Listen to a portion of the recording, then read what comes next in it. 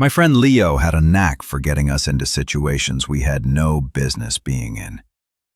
His dad was some kind of tech millionaire, and Leo treated his father's wallet like a ticket to the most exclusive experiences imaginable. So when he invited me and a few friends for an overnight party on a chartered yacht, I didn't hesitate. I just figured it would be another weekend of pretending we were richer than we were. The yacht was ridiculous, a gleaming white vessel named the Serenity, which felt ironic from the start. We sailed out from the marina in the late afternoon, the city skyline shrinking behind us until it was just a smudge of light on the horizon. The captain was a weathered guy named Marcus, and he had a two-person crew. They were professional, quiet, and kept to themselves. By the time the sun dipped below the ocean, we were miles from anywhere, surrounded by an endless, inky blackness. The party was in full swing. Music was pumping, people were laughing, and the vibe was exactly what you'd expect. But around midnight, I started to feel off. It's hard to explain. It was the silence between the sounds, the deep, vast quiet of the open ocean that the music couldn't quite drown out.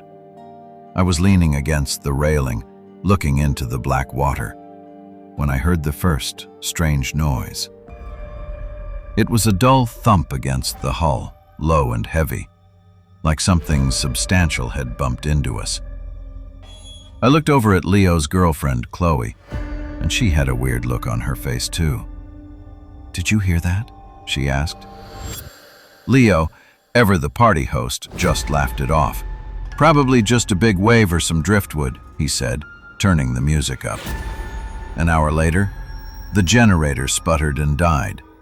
The music cut out, the lights flickered off, and we were plunged into near total darkness, with only the emergency lights casting a faint, sickly glow. A nervous silence fell over the group. Leo went to find Marcus, but he came back a few minutes later looking genuinely concerned for the first time all night. He said the captain's cabin was empty. So were the crew quarters. The entire crew, Marcus and his two hands, were gone. That's when the real fear started to creep in. We were adrift in the middle of the ocean with no one who knew how to operate the yacht. Then came the second sound. It was a scraping noise from below deck, like fingernails dragging slowly along the metal hull. It was rhythmic, deliberate. Someone started to cry softly. We all huddled together on the main deck, our eyes darting into the oppressive darkness around us. Scraping stopped, and for a moment there was only the sound of the waves lapping against the boat.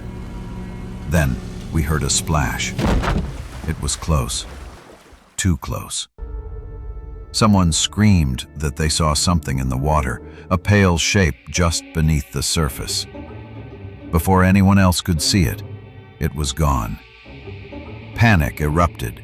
We scrambled inside into the main lounge and locked the heavy glass doors. We were trapped. The scraping started again, but this time it was on the deck right outside the lounge. It sounded like someone was dragging themselves across the teakwood floor. Wet, heavy sounds accompanied by that same awful scratching. We pushed a sofa against the door, our hearts pounding in our chests. Through the window, we saw a hand slap against the glass. It wasn't normal. It was long, pale, and glistened with seawater. The fingers were too thin, too long. It left a greasy smear on the window before sliding away into the darkness. We all backed away, stumbling over each other, trying to be as quiet as possible. We spent the rest of the night crammed into the lounge, listening to the sounds of movement on our boat, footsteps on the roof, tapping on the windows, and the occasional awful splash as whatever was out there slipped back into the sea, only to return minutes later. We didn't sleep. We just sat in terror, waiting for the sun. As the first light of dawn broke, the sounds stopped. It took us another hour to work up the courage to unlock the door. The deck was empty, but it was covered in wet, web-like footprints that led from the railings to every door and window, and then back to the edge. Of Marcus and his crew there was no sign. We were eventually found by the Coast Guard after our emergency beacon activated. But we could never explain what happened. They found no evidence of foul play, no signs of another boat. We were just a group of terrified kids on an empty yacht. I still have nightmares about that night. I can't go near the ocean.